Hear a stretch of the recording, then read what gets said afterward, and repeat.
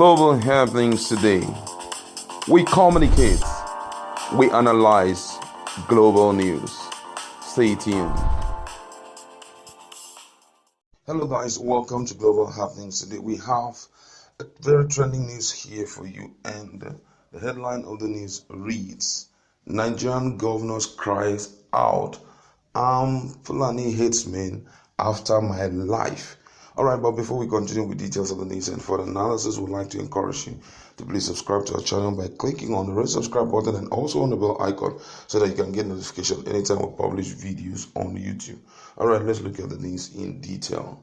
Governor Samuel Otom has disclosed that he narrowly escaped death when suspected armed herdsmen shot at him in his farm at Adeke along Makurdi Naka Road.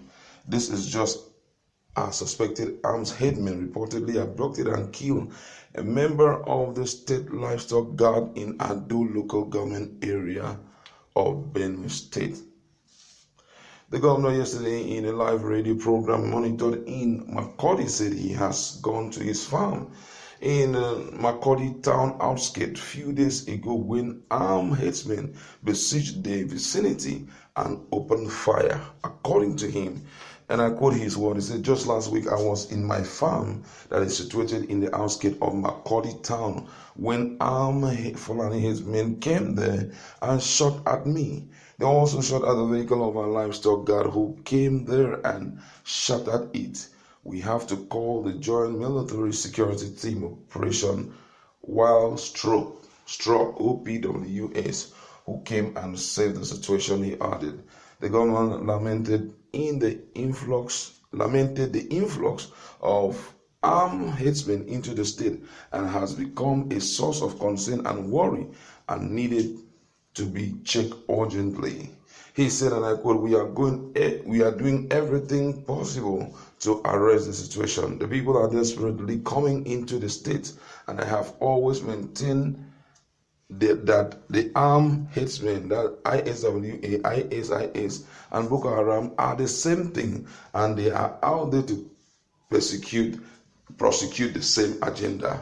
There is no two ways about that. Even when we went for the North Central Security meeting, I told him the same thing. Meitiala leadership should also be arrested because majority of all the kidnapping you see around are carried out by armed herdsmen.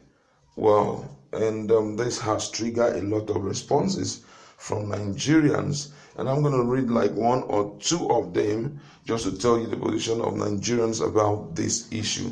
And the first one here says, very soon we might start agitating for regional army. How can one be fighting terrorists for 10 years plus with no victory in sight? It makes one think that the fight is either compromised or the people are not ready to get rid of terrorism. Another one says, this Otom and his headman story now, wow, you would think he is the only person left in Benue and thus the one who always run into alleged headmen every damn time. Let me act like some people on this forum. Pictures, I don't. Okay, another person here says, another person stated, he said, is there a correlation between being a Muslim and supporting anything Fulani? He clearly mentioned the military coming to save the day until these Fulani target your immediate family before you clowns can stop your hypocrisy. And that is absolutely true. A lot of people just feel that all of these things that are happening, they are just minting, words. People are just sitting down, playing games and all of that. But they don't know that these things are really serious. And until when you lose a loved one to these guys, that's when you understand the seriousness of this thing. And this is very critical. The government need to wake up. One of the things I've always been suggesting is if we have fought terrorism thus far and there is no victory, just like one of those common respondents said, there is a compromise somewhere. You can't be telling me that with the level of army that we have, qualified guys that we have, who are ready to fight and conquer this thing up till today, Up till today, terrorism is really increasing. And guess what? They are coming in day after day. They are breaking into each state day after day. Before now, it was just those northern guys, yes, not east. But now it's coming to the north central. South. Now, even in the southwest, the reason I can tell you with some level of assurance that the reason why the southwestern governors have decided to, create a central or regional security outfit is not because of anything. They have started seeing those indications. It's as if these guys have infiltrated our area. So we need to beef up security to see how we can prevent them. And I think that the government need to wake up to their responsibility of protecting life and property, because these things are happening every now and then. And if you feel that maybe there's no truth in what these guys like Governor Tong is saying, maybe there's no truth, just check out some of their responses, especially when the issue of Amotekun came up. You see someone like the leader of Metiala, the kind of responses he gave. He came to a point that he even told them, you guys need to choose between 2023 presidency and Amotekun, just to show you.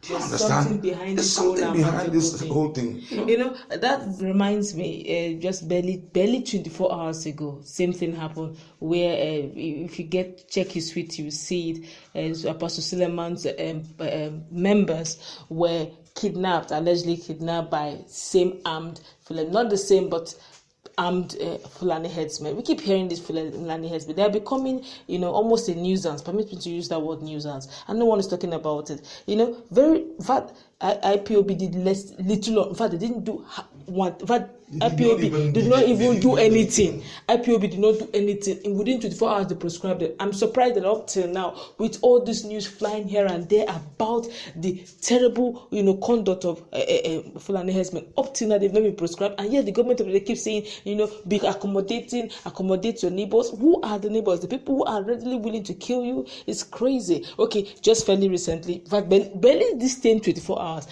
First Act Town resident cried out that the level of influx of people that they don't even recognize, all speaking. If you're from the southwest, you can't differentiate between Fulani language as Fufude and Hausa language. So they all sounded the same, and they're all speaking the same thing. They are not even law abiding. That's the bad part. Now the question is, if these Fulani herdsmen cannot identify those who are truly Nigerians or those who are from Chad or Niger that have infiltrated the country, then by all means they should prescribe all of them, because that's the southwest and all the south can barely recognize Fulani headsmen. They know themselves, so they should be able to identify those who are the bad eggs among them, or else we'll generalize. It's becoming too much that a sitting governor is now being shot at. If a governor is shot at, then nobody's exempted.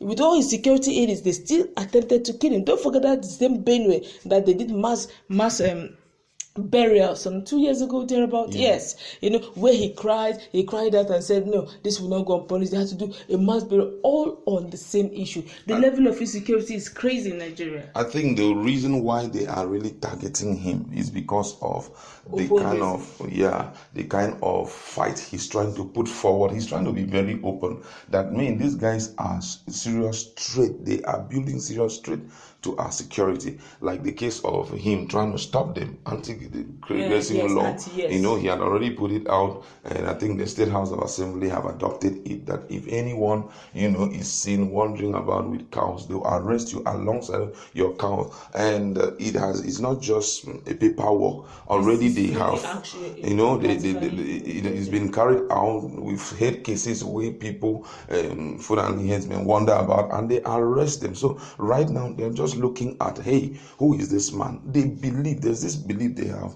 that Nigeria belongs to them, and this belief need to be curtailed. Nigerians need to do the right thing to see how we can. This federal government needs to wake up. Imagine someone like Sanwo-Olu. He came up when the issue of bikers, these Hausa men who are riding bike in Lagos came up. Okay, he came up and said he was going to handle it, only for them to attend security meeting, and everybody is like, hey, we couldn't reach a consensus about it. What do you mean when you are saying these guys are doing so much trouble. They are causing a lot of trouble. We need to beef up our security. I think the Southwest have taken, the right path by building their own regional security. And I think virtually every other state, if you truly respect and you are truly bent on protecting lives and property of your own people, I think that they should also come together.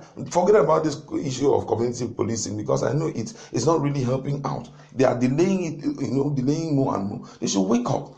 That's this. Talking about community policing, I could still remember that when Simeon Lalong mentioned it in that Northern Governors Forum, about community policing, he vehemently said, look, I don't believe in this community policing. I feel that we should do the same Amotekun style, where we should have regional, that every region have peculiarities, that Northeast, North Central, they're very peculiar. In fact, theirs is in a dire situation, that he will buy the idea of, Amotekun kind of stuff in their region, so that, cut across that particular region, they are all guided, because the level of insurgents are high.